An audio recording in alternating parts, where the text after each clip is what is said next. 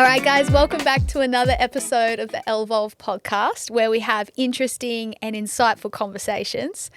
I'm so buzzing today because I have one of the coolest guests on the podcast, and if you don't know this person, then you certainly should look her up. She's honestly such a powerhouse in all aspects of life and someone that I really look up to.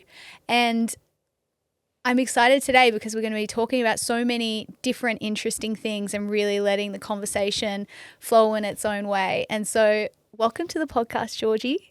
Thank you so much for having me. I'm so excited. And when we were off air, we just started talking. We're like, wait, let's just stop and let's put this on the podcast because I'm sure we're going to get into some really fun things. And I don't actually know what we're talking about it, but it'll be good. We'll see what happens. Yeah. I think something that's really cool that I like about you, Georgie, is that, and I've seen you you weave this in really beautifully into Rise and Conquer, is you've definitely got a bit of a spiritual woo-woo side, right? Of course. I feel like you can't do what I do with my manifestation and not be so 100%. Exactly. So I'm curious, what does spirituality mean to you? Well, it's interesting because you probably don't know this about me, but I actually grew up a Jehovah's Witness. So I was very religious from ages 3 to 14. And they're very potent ages when you're that young. Oh, yeah. And I don't actually remember a lot because I was quite young, and then, we stopped when I was about 14. But I grew up with very religious morals and, God in the sky. And because of that, and because I guess when I was a child, it felt like it was pushed on me. I then went through a period of, being like, I'm an atheist. I don't believe in God. I don't believe in religion. But then when I found manifestation, I started really tapping into, my spirituality and, getting back into what it meant to me and what God could mean to me and, that sort of thing. So in a nutshell, it has been a huge journey of coming back to self. And that's what I say my spirituality is. Yes. Coming back to self, knowing I'm source, knowing I'm a child of God, and really understanding my beliefs are I'm here for an experience. I'm here to feel all the emotions. I'm here to evolve and become. And through that, I'm guided. I'm supported. And so I wouldn't have a lot more articulation than that for my spirituality. It's connection to self, right? Yeah. Connection to self, and also knowing that it's there is a higher power that, I'm connected to, but it's that's also me. Yes. Sis, universal oneness. Hello. Wow. So when did that kind of first start to click into place for you? I'm actually curious, when did you first find manifestation? I was probably 23, 24. Were you still in studying in the law space there? Yes. So I was in my law job. So, and that's kind of probably the pivotal moment of quitting law. And when I did find spirituality and I did find manifestation and I started embodying it in my life, and that's kind of what was the intuitive pull to quit law and to stop that after 6 years of study, which felt crazy at the time. Yes, I so relate to this. I had the same thing with nursing. I done my nursing degree, landed the midwifery transition to professional practice course that I really wanted. And I was like, this is what I've been working towards. Why doesn't it feel right? Yeah, what's wrong? Yeah. And I think it's hard because we are told, growing up, our parents, schooling, society, it's so much conditioning of pick this, not random, but pick what you want to do and then absolutely go for it. And even if you have feelings, I want to quit, don't quit. And even if you feel like it's not the right thing to do, it's well, you shouldn't enjoy your job. And we have all these kind of patterns drummed into us, that make us believe that we shouldn't go after those intuitive nudges, that we shouldn't ever change what we're doing. And I feel like that is then the catalyst for a lot of us feeling lost, feeling disconnected from self, feeling like, what am I doing this life? Then going to, you know, escapism through partying, through fantasy novels. Which I don't know if you want to explain that one or not. And it's so interesting. So for me, that really was the catalyst that made me start my businesses and go off and do something different. How'd you find out about manifestation? Was there a particular teacher, or did you see something online? Like, do you remember what it was? I think it was like probably a Gabby Bernstein book. Ah, yes. You know her? Yeah. Yeah. So I definitely think it was like one of those books, and then like started listening to podcasts, and it all just like snowballed. Interesting. Yeah. And what a sick age to find that. 23. Yeah, it was good. That's amazing. Yeah. And it also started, I was like listening to, because I was more in like the health and fitness space, I was listening to health and fitness podcasts and like slowly going to like mindset and then spirituality. So kind of just literally just getting led.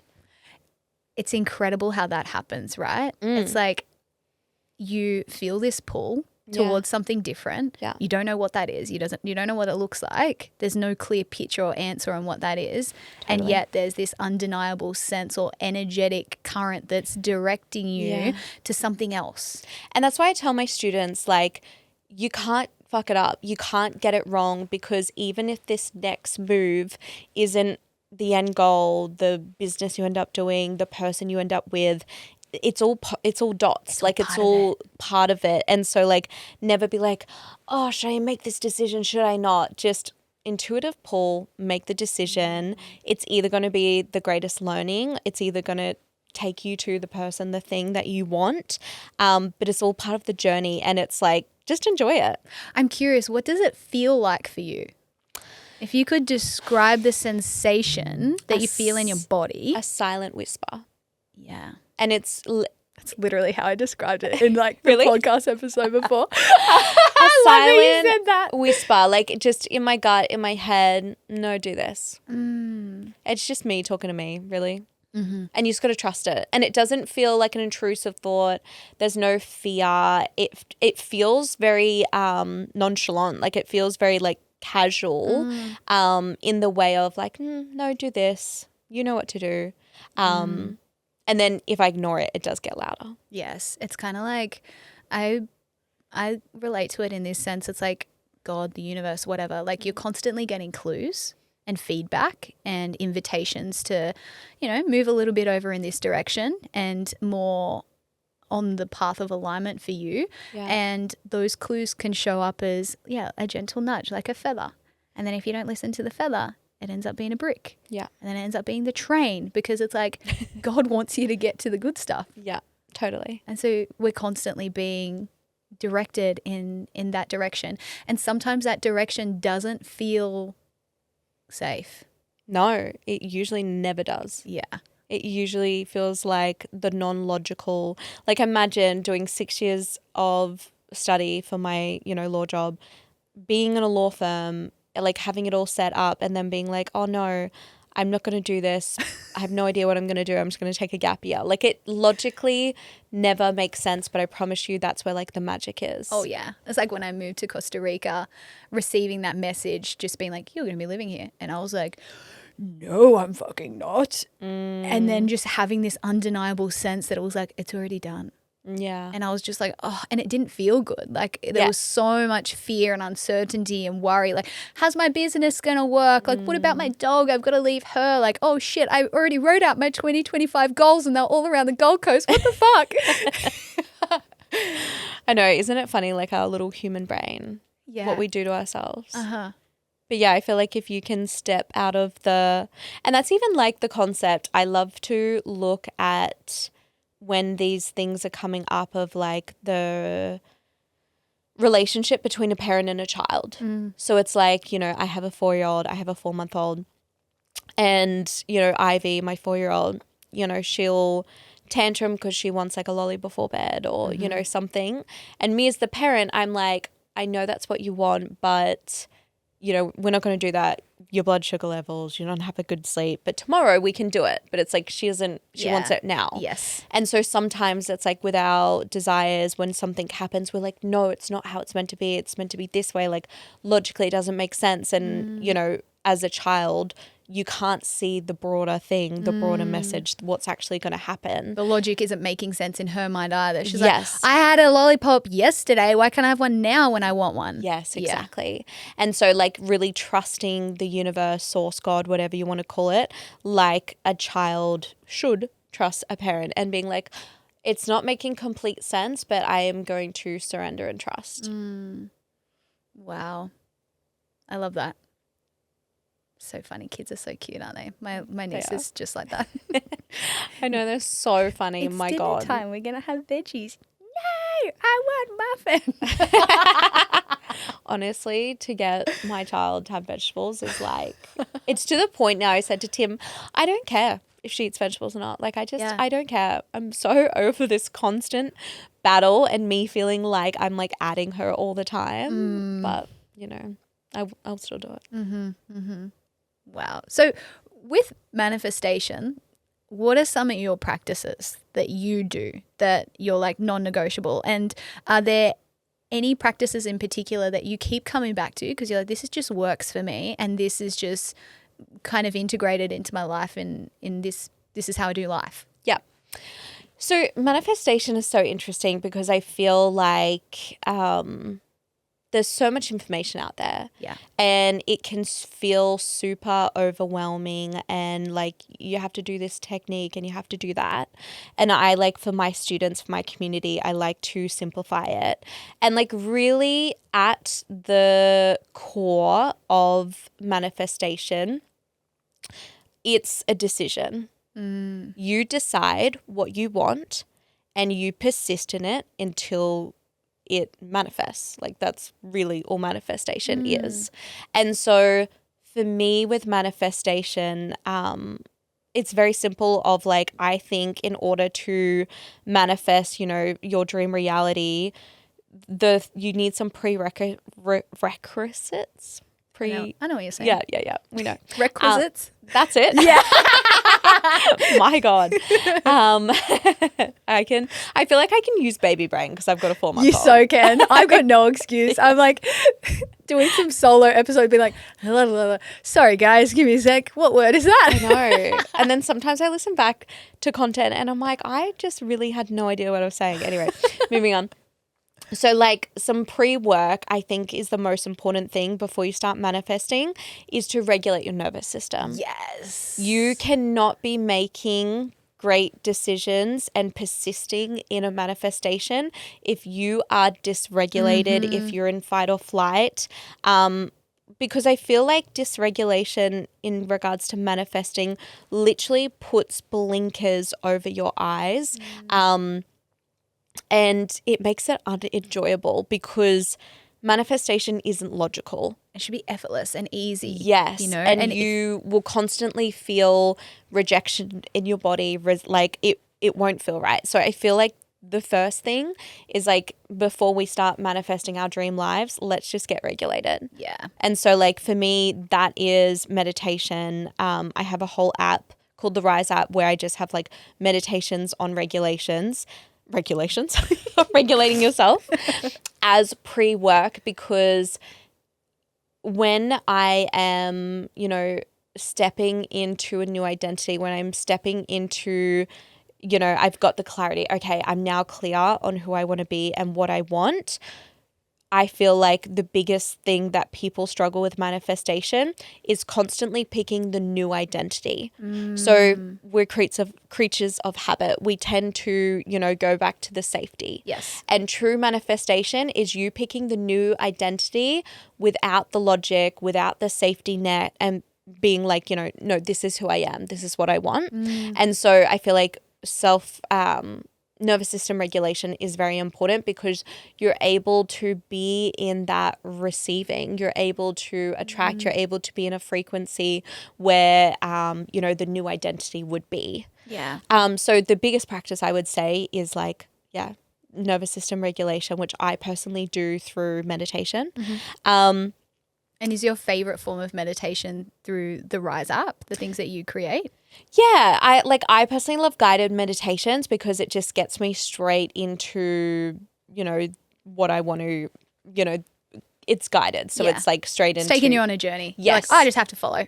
Exactly. I have to follow. And especially like with mum life, with my businesses and whatnot, I find like that's the easiest for me personally.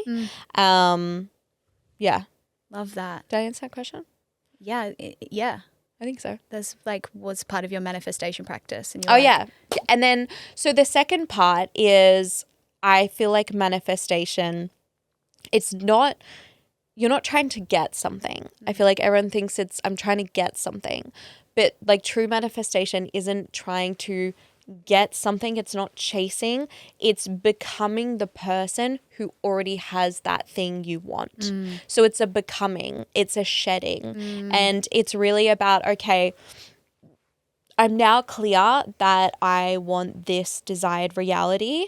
What do I have to let go of? What do I have to shed? What do I have to forget? And then the new identity, what does she believe to be true? What are her core, beliefs? How does she act? Like, what does she believe in? And it's never the action you think, because when you're in that frequency, the aligned action just comes, and it's like you could never replicate it. Like, for example, with my businesses, I've created a 7-figure business, an 8-figure business. I could give you my exact business plan. You could not replicate it because it was all done through frequencies. It was all done through identity. It's all done through like my embodied work. And so like when you have a desire, when you have a manifestation, it's like you don't have to worry about the how. You don't have to worry about the actions. It just comes. And that's what we were talking. As soon as you become. Yeah. So you have to be the identity first, and then the actions just come. And so, and also a huge thing is like you need to persist. I think what people don't realize is there is a discipline to manifestation.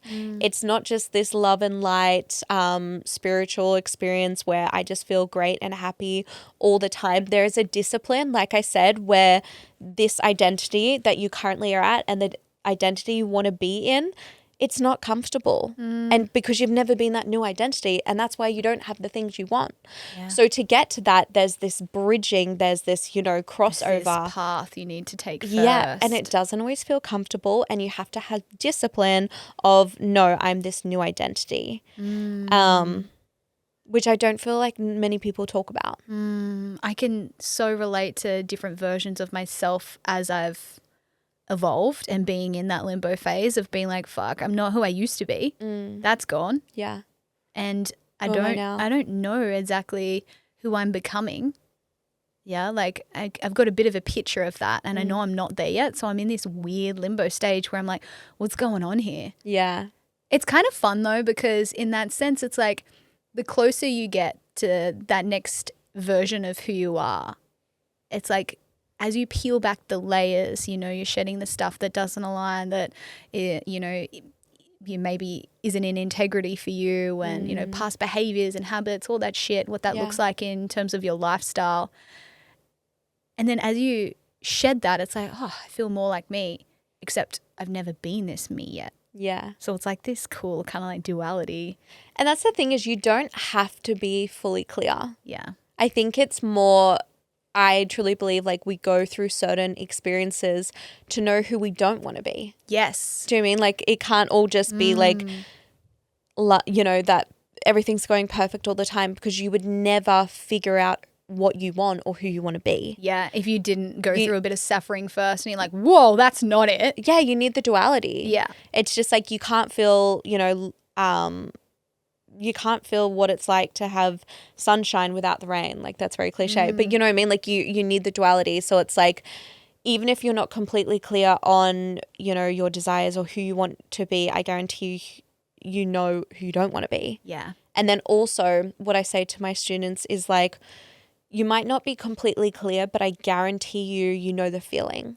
Yeah. And follow the feeling. Don't follow emotion, follow the feeling of like, okay, the person I'm stepping into, she feels safe in her body.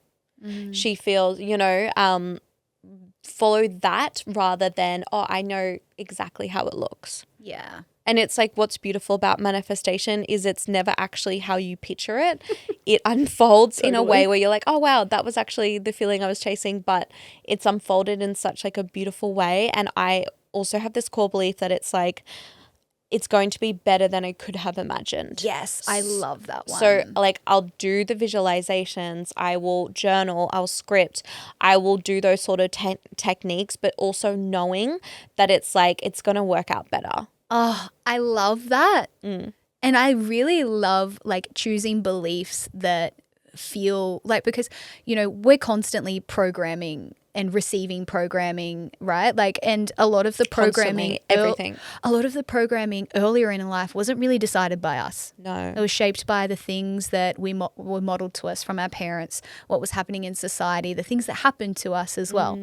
And then what little you made that mean about yourself. And that's where these beliefs get imprinted and create the foundation of the lens that you experience life through. The filter. Right? And so it's cool when you learn that it's like, hang on, I get to choose what I want to believe. I get to choose what I focus on, and that gets to be a lens that I choose to see my reality through. So what other beliefs do you hold that really serve you, that feel great, that help you to find center and feel grounded in your experience? Yeah, love. So like, yeah, beliefs. And like, I love what you said about the lens.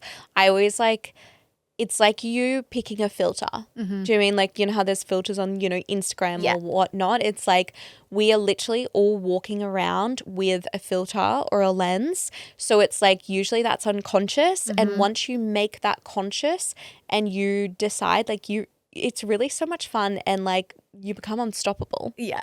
But yeah, beliefs. Oh, let's rattle some off. Yeah. So like my favorite core belief is life happens for me. Yes. So it's like when shit is going down, when it's not looking how I thought, I like remind myself, but Georgia, why are you worried? Because life happens for you. And literally that has saved me so many times. And like even I swear my employees think I'm like fucking crazy because like, yeah, stuff will go down in business and I'll be like, guys, it's fine. Life happens for us. It's all going to work out. And they're like, oh my God. But it always ends up working out because that's my core belief. I lean into that one too. Like if something's going down, I'm like, wait, how is this happening for me? And then I rattle off like, okay, this challenge is an initiation. I'm learning compassion. I'm learning, you know, patience. I'm learning this and this. And I'm like, okay, cool. This is just part of the plan. I need this for where I'm going. Yep, exactly. Yeah, like I'm either like learning a new skill. I have a lot of core beliefs around like the right people always show up at the right time. Ooh, I like that too. So, you know, in business, like in my relationships, I'm like, I don't have to be worried because like I'm always supported by the right people. I don't have to go, I'm not doing this alone. And that's almost like, it feels like a weight off my shoulder because I think sometimes when you are going through business or even motherhood or anything like that, it can feel very like lonely and isolating and like, oh my God, everything's on me. But I'm like, the right people always show up at the right time. So I don't have to be worried. I love that. I've not really heard that one. I'm just going to put that in my pocket. Put that in your pocket. Thanks. Obviously, like very core beliefs of like my wealth is increasing every single day. I love that. Doesn't matter. Every single day. I have this core belief around like business is so much fun. Yes. Like I'm like, oh my God, business is so much fun. Like, and then it's so funny because I literally think of my job. I'm like, guys, I literally walk around with a camera and take content and like do fun things in my business, and it's so much fun and I make so much money and it's so much fun. Oh my God. And I'm just a girl, like, you know, and it's funny because the more I like believe these core beliefs, it's just crazy how they pan out. Because it raises your frequency. Even as you're saying this, I can feel the energy of these beliefs like radiating through my body, and I can feel my energy rising. I'm like, slay. Yes. It's like so much fun. This feels good. And as soon as it's not feeling fun, I'm like, we're not doing it. Yeah. Yeah. What's another good one? So what I've done? I've done money. If we want to get like a bit superficial, like I have core beliefs around, I'm like, I look younger every single day. I love this. I have the best body of my life. Like these are like beliefs that I'm like, I'm not joking. In every moment of my day, I am describing what I want and how I want to be. So I'm looking in the mirror, I'm doing my skincare, and I'm like, I look younger every day. I've never looked so hot. You know, I'm then talking to my husband. You do look really hot at the moment, by the way. It's working. It's working. I think, you know, my husband's obsessed with me. Yes. Like, I'm like, and I know this sounds like I'm giving you very like intimate details of my life, and this is manifestation. Yeah. Like, I'm literally I'm deciding how I want my life to be, and and it does not matter. Like, Tim can be like my husband, you know, who I've been with since I was 17. You know, like, he could be really rude or we could have a fight and I can like respond to that. But then in my head, I'm like, he's obsessed with me. He's the best. He's obsessed with me. And even when like the 3D reality is showing me certain things, like let's say we've got like a dip in business. I'm like, oh my God, our business has never been so successful. Yeah. Like, that's how I'm operating. And I feel like that is the hack that no one is doing. It's almost like I'm just like visualizing this magic pen that like comes out as you're saying this, being like, and so it is. And so it's done. That's how it is. Yeah. Interesting. So like in every single moment of my life, I'm describing how I want it to be and what's the truth for me. Because really think about it. There is no finite truth. Like everything, I'm getting a bit crazy here. I like it. Everything's an illusion. Yeah. There is like, nothing's real. I feel like I can say this to you. You can definitely say it to me. You know, we never actually know what someone is thinking. We never actually know the end result. There would be so many moments in your life where you think the world is falling down and then like 6 months time, you're like, oh my God, thank God I didn't get that job. Thank God it happened that way. Or like, you know, 6 months time, the guy who you thought he hated you comes back and he's like, no, I was obsessed with you that whole time. Right. Like, do you know what I mean? Like, you don't actually know what people are thinking, what's actually happening in a broader sense. So why are you not going through life describing how you want it to be and literally just like deciding how you want it to be? Yeah. I feel like that's true manifestation. I love this. I think this is so cool. And I'm feeling super excited and inspired to like upgrade how I'm doing things. Well, it's like, even think about it from like a lens of, let's say you're running late somewhere. If I'm running late somewhere, I'm like, I'm actually on the perfect time. Like, this has worked out perfectly. I believe that too. And then I get there and she's like, oh, I'm like, I'm so sorry, I'm 5 minutes late for my eyebrow appointment like yesterday. Yeah. And she's like, oh no, it's perfect. I actually was busy. Literally, right? One of the beliefs going there, you're like, oh my God, I'm late. She's going to be so upset at me, blah, blah, blah. You're in a huffy. You're creating that reality for yourself? You're creating that reality. People don't understand in every single moment you're creating your reality. It's not just when you're journaling. Yeah. Like, it's in every single moment. So why not create it as you want it, not as you don't want it? Totally. Yeah. It's like where you choose to focus will create the reality. Yeah. So funny. Before, a belief that I choose to hold is like one about my brain. And is that like my brain is a supercomputer, and whenever I need something, and if it's important, it would just come to the surface. Like, if it's needed for the moment, it would just come to the surface, and if it doesn't, then that's just not the direction we're meant to go in. Totally. And before I was talking to I was in another podcast interview, and I was like, blah, blah, blah. I was like, what was her name? What's the name of the book? And I was like, come on, brain, bring it up for me. And then my brain just went boom, and I was like, there it is. And she was like, fuck, that was cool. I was like, yeah, well, I actually hold that as a belief because I've experienced. And because that's a belief for you, it will be true for you. Exactly. And I've experienced this like when I was a nurse and I was in the hospital, and you always hear people say, oh, sorry, I'm so bad at names. Like, oh, sorry, I'll probably forget your name. And I'm like, why are you saying that? You're going to forget their name. Yeah. And so back then I wasn't as conscious and aware of like, of myself and when I'm creating. And our words are spells. Yes. Yeah. And so one day I forgot someone's names. And previous to that, I'd always been really great at names. And I just unconsciously responded in the way that I was like, sorry, I'm so bad at names. And then I just let that story run for a little bit. And then I was being really bad at names until one day I was just like, whoa, what the fuck's going on? I was like, wait, I'm great at names. Sorry, brain. Let's just shift that back to where it's meant to be. And I was No like, joke. I'm great at names. And then boom, great at names again. And so if you ever observe yourself having a moment where you're making a statement that is something that you actually don't want, something that's not desirable. You're either feeding the story or you're starving it. Yes. And just kind of ask yourself like, well, when did I decide that? When did I decide I wasn't worthy? Hang on, I'm worthy, you know, or whatever it is that's going on. Literally whatever you want to create. Decide it and then feed it. Yeah. Feed it. I like that. So, so cool. So if God or the universe, and it's all the same, right? If it could give you a preview into what's next for you in terms of expansion and growth, like what do you think you'd be seeing? What is really coming to me lately in my meditations or when I'm journaling is this next level identity upgrade of, because I have a 4-month-old, I'm currently, you know, on maternity leave, and I'll go back to work when she's around 6 months. And I really see this new identity upgrade because with my first daughter, Ivy, I went back to work after 8 weeks. And so it was my business was in a different stage, but also I can really see my stories, my conditionings, my beliefs around that time. And it would just, again, it feeds into it.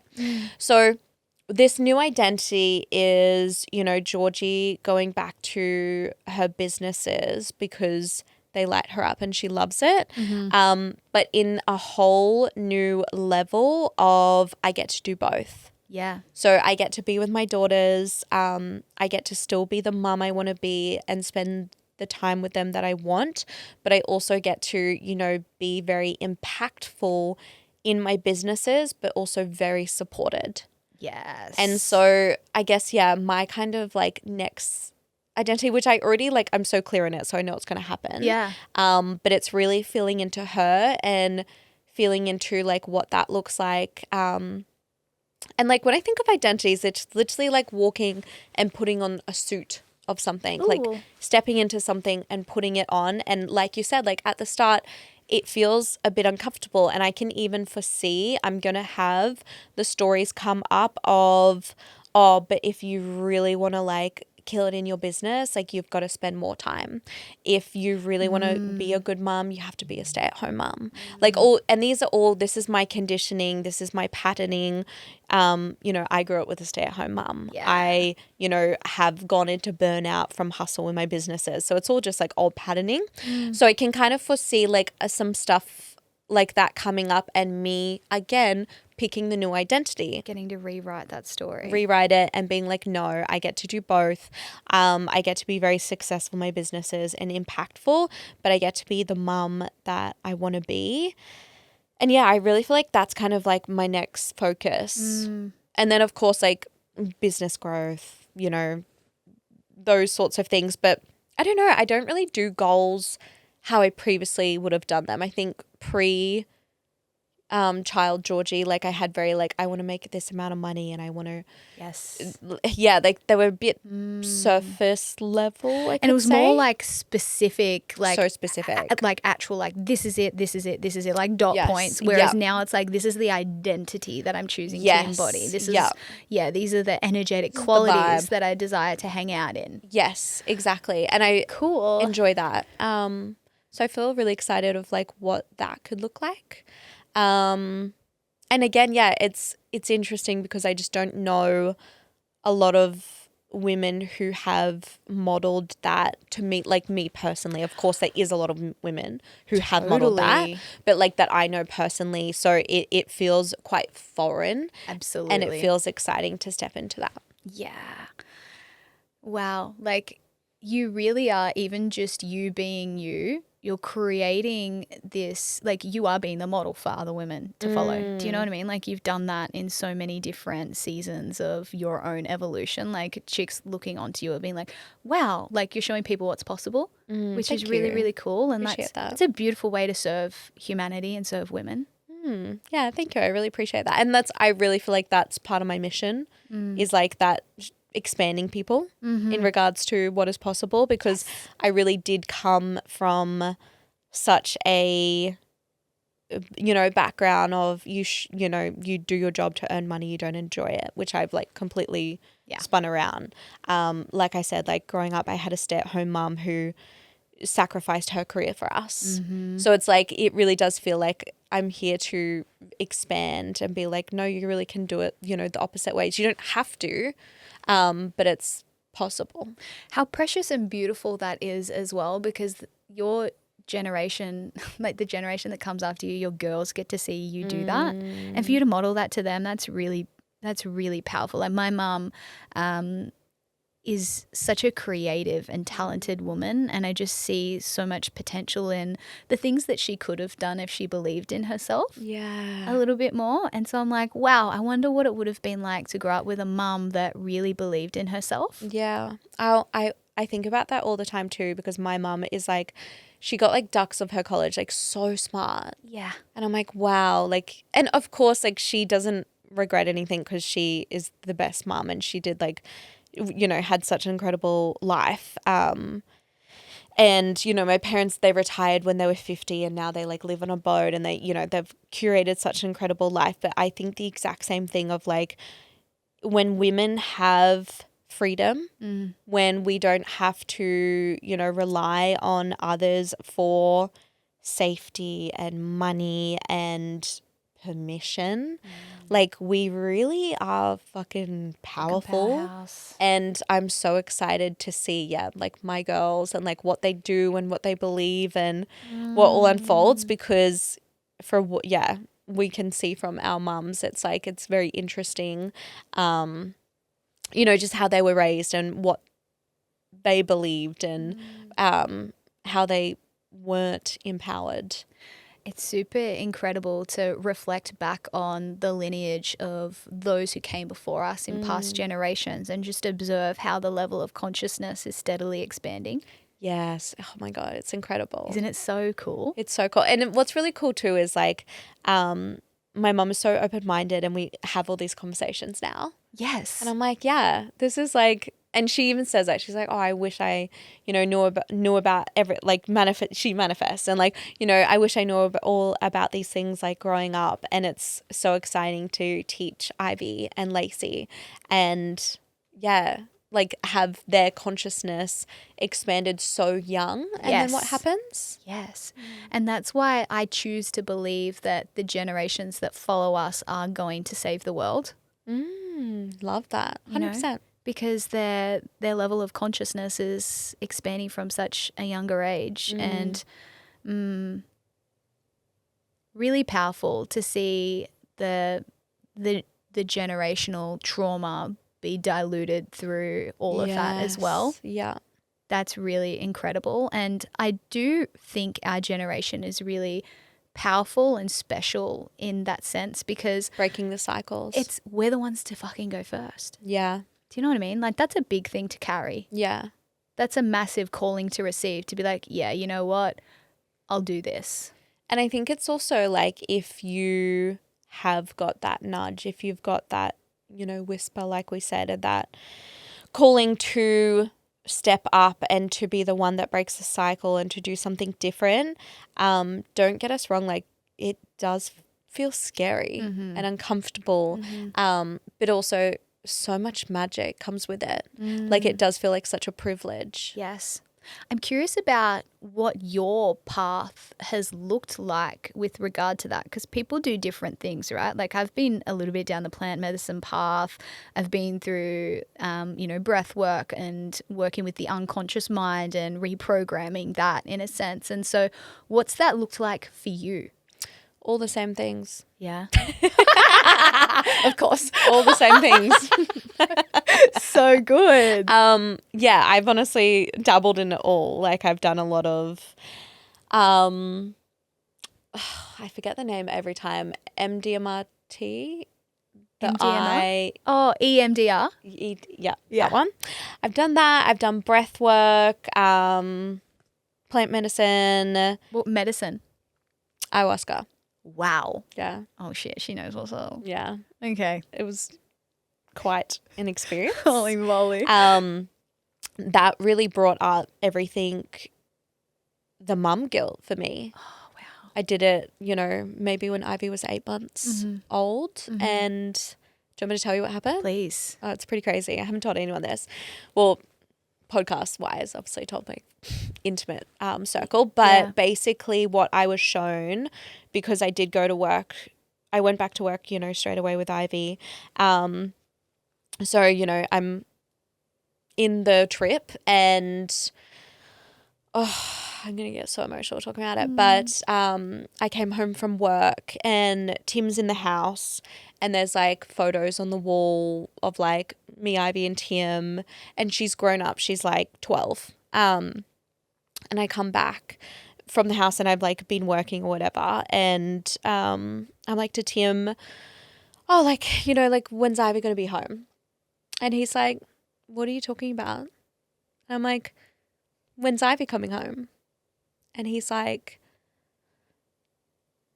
babe, Ivy passed away. Ivy's not with us. Like, what are you talking about? I get so emotional, obviously, just thinking about it.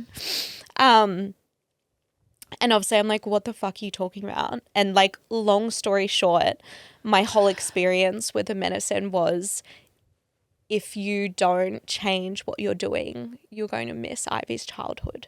Yeah. It's going to be like she didn't exist, which is so heavy.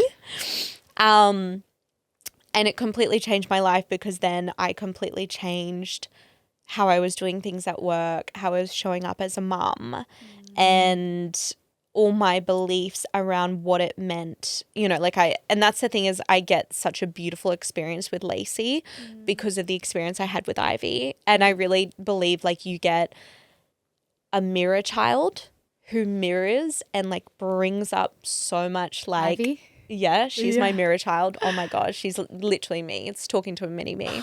So she triggers the shit out of me. Yes. And then I believe you get like a healing child, that it's like, it's soft, it's healing. And I'm currently experiencing that with Lacey. Like, it's such a different experience and it's so healing. But yeah, I had this, moment with Ivy in my journey, and then that's what really made me change.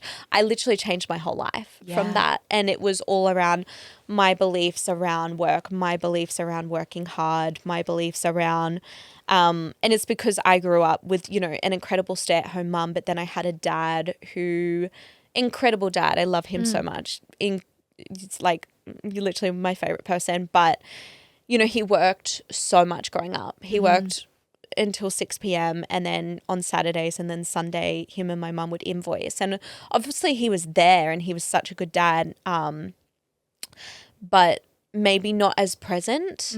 And maybe, I didn't really get that with him because he was working so hard for the family. And so for me, it's breaking that cycle of you can work. And it's interesting because it's like the opposites, isn't it? Because I'm the one who works, but I'm also the mother. Yeah. So it's very intricate, it's very layered.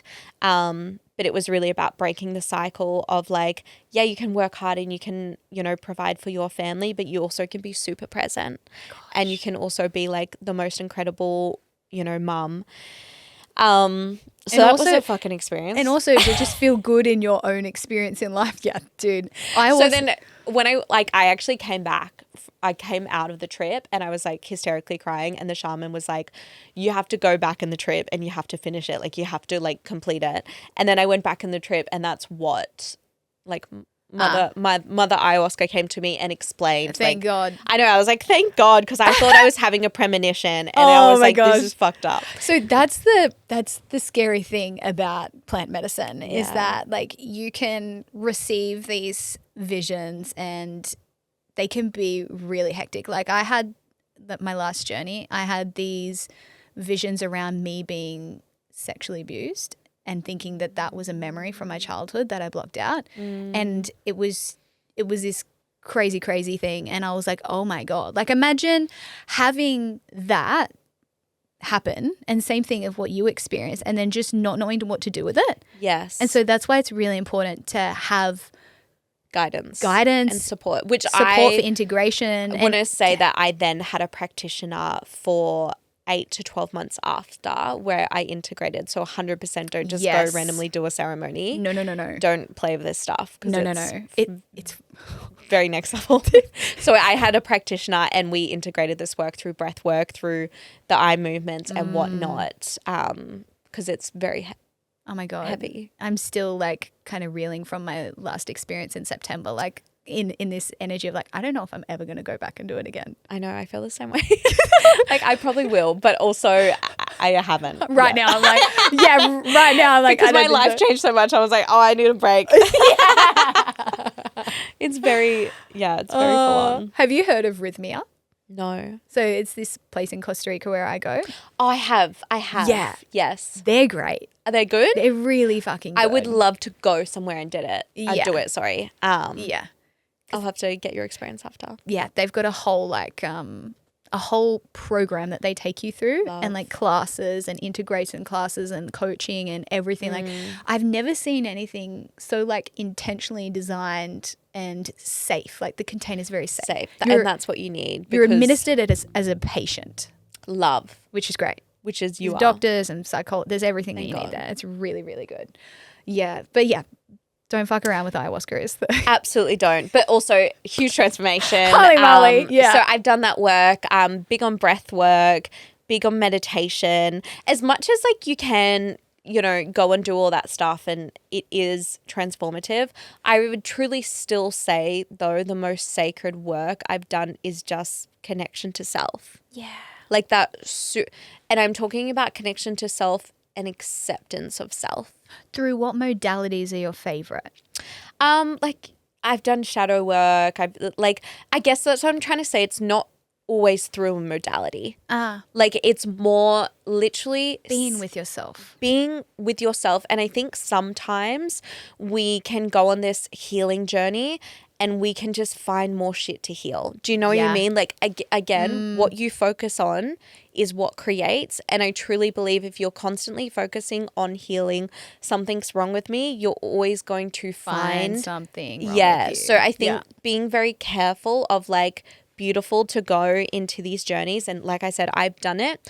But then also to come out and be like, I get to actually, you know, integrate and embody and live life. Yeah, live life. Because I think sometimes it can feel like never ending, but it's because you're constantly trying to find something. And it is never ending in a sense. Yeah, and it is. And this is never I like to describe it as a path. You know, it's like it's you're on this journey and it doesn't have a destination. It does have checkpoints though. Yes. You know, and there's always more checkpoints, which is exciting because these checkpoints are the next expression of who you get to be and what that version of you, what their life looks like, and that gets to be really fun. Yes. And I think that's what I'm more saying. Like obviously I'm just reflecting of like where I'm currently at.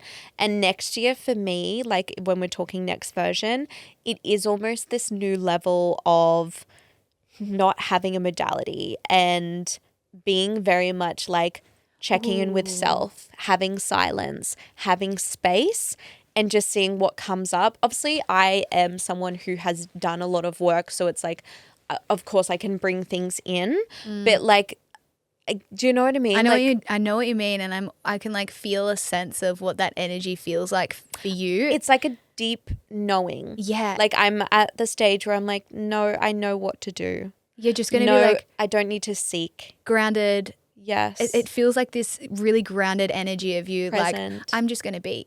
I'm just going to be. Because I think sometimes we can, go through certain journeys and it can feel just like we're constantly trying to find something to fix. And so just be very wary if you have been in a very long healing or a fixing journey, it may be time to be in a being journey. Yeah, and just allowing. Allowing. What's the difference between, and what's the problem with allowing versus trying to get somewhere? You know, it's like this, it's this energy of, I want this, I want it now, versus allowing.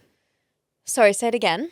You lost me for a second. My brain Wait, yeah, I probably didn't formulate that question the best. Wait a minute. We were talking about like being and allowing, and with that, like in regards to manifestation, how is that almost better than actually trying to go after something and make something happen? I feel like whatever energy you're in is then what is going to be reflected to you in your reality. So if you are, and that's the thing I say to my students, it's like, it doesn't actually matter what you do. It's the energy in which you do it and the person who is doing it. So it's like, if you're in a chasing energy, you're always going to be chasing.